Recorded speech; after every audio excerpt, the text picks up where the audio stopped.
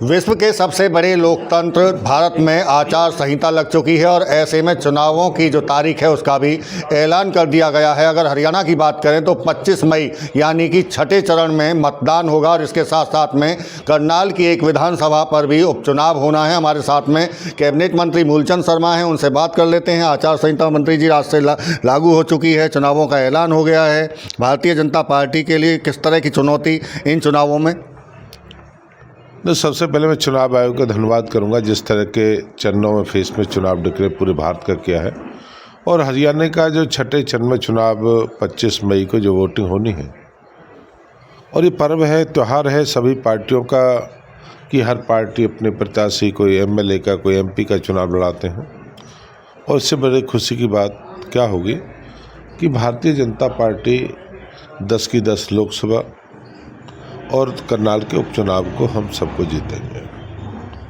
और भारतीय जनता पार्टी के कार्यकर्ताओं ने, वर्करों ने और केंद्र प्रदेश की सरकार ने आम व्यक्ति के लिए काम किया है और उसे धरातल पर उतारने का काम किया है। बड़ी जीत होने वाली है, ऐतिहासिक जीत होगी। जब 4 तारीख को परिणाम आएंगे, 4 जून को सबको जानकारी मिलेगी। बड़ी जीत का आप दावा कर रहे हैं, लेकिन मुख्य चुनाव आयोग की तरफ से कहा गया 3M का जिक्र किया गया, मनी, मसल पावर, मिसलीडिंग को लेकर कैसे देख रहे हैं? चूंकि इस बार कई नए प्रयोग भी चुनाव आयोग करने जा रहा है। नहीं, हम जाएंगे नहीं, कभी हमने प्रयोग नहीं किया या सरकारी मशीनरी का कभी दुरुपयोग नहीं किया, बाहुबल का, कभी धन का, कभी बीजेपी ने कभी प्रयोग किया नहीं, ना कभी। लोगों के भरोसे और विश्वास पर ही चुनाव होता है और लोगों के भरोसे विश्वास पर ही चुनाव होने वाला है। और जो लोग वोट डालेंगे उसी पे चुनाव होगा। और मैं कहता हूँ ये हम तो चुनाव बड़ी है, इस तरह स्वच्छ हो, चुनाव की मसल पे ना हो, धन बल पे ना हो, इसके सब विरोध मानते हैं। और ये चुनाव ऐतिहासिक होगा, आम व्यक्ति के लिए होगा और बड़ी खुशी के साथ बड़ी जीत होगी।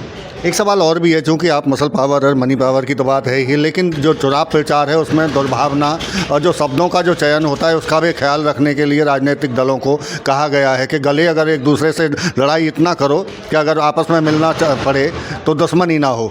नहीं, बिल्कुल ठीक कहा है, उसकी मर्यादा का पालन करेंगे और मर्यादा का पालन ही करना चाहिए। चुनाव आयोग जो डायरेक्शन दिए हैं उन्हीं डायरेक्शन, उसी मर्यादा में हम चुनाव में सभी प्रत्याशी हैं या वर्कर हैं, जो भी लड़ने वाले हैं, लड़ाने वाले हैं, उस सब की पालना करेंगे।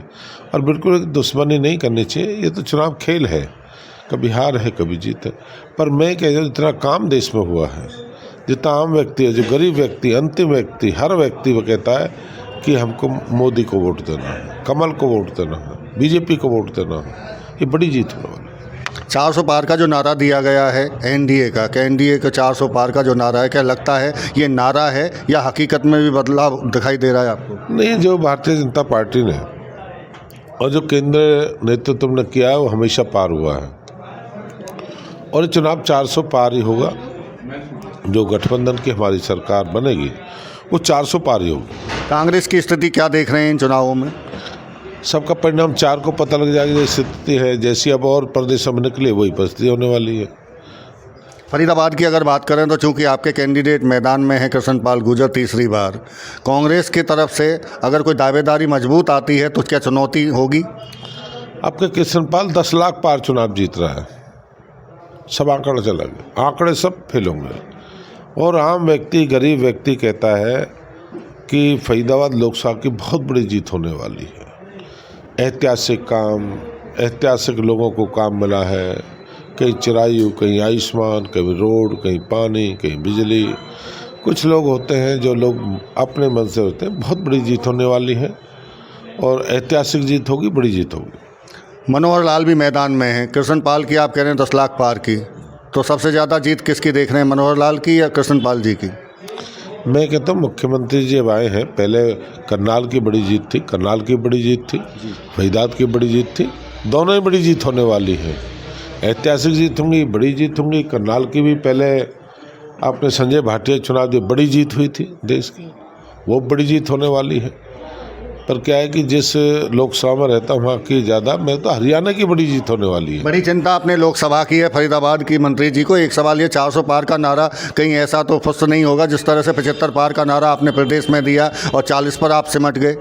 अब क्या है कि हरियाणा में पिछली बार चलो होगी, अब जो नारा है 60 पार है हरियाणा विधानसभा का। और हम कभी आंकड़े को दिया नहीं करते, आंकड़ों में तब्दील किया करते हैं। आंकड़ों में तब्दील करेंगे, लोगों के लिए काम किया, लोगों को भरोसा विश्वास है। हमने जो ठगी ठोरी थी हरियाणा में, जिस तरह के हालात थे, जातिवाद, क्षेत्रवाद, धर्मवाद, अपनावाद, बेटावाद, पुत्रवाद, ये सब खत्म है। आम व्यक्ति के लिए काम करना, हर गरीब व्यक्ति का। हमने ये नहीं कि भाई अपने परिवार के लिए काम करना, क्षेत्र के लिए काम करना है, हमने सबको साथ लेके जाना। बहुत बड़ी जीत होने वाली है, ऐतिहासिक जीत होने वाली है। आप देखना जैसे रिजल्ट आएंगे, धमाके के साथ रिजल्ट आएंगे बीजेपी का। बिल्कुल, ये थे हमारे साथ में कैबिनेट मंत्री मूलचंद शर्मा, जो बड़ा दावा कर रहे हैं कि भारतीय जनता पार्टी की इस बार ऐतिहासिक जीत होने जा रही है। 400 पार का जो नारा दिया गया है वो 400 पार होने जा रहे हैं। और साफ तौर से बड़ी बात उनकी तरफ से कि जो आंकड़ा वो भारतीय जनता पार्टी देती नहीं है, आंकड़ों को पार करने का काम पार्टी करती है। फरीदाबाद से देवेंद्र कौशिक, इंडिया न्यूज़।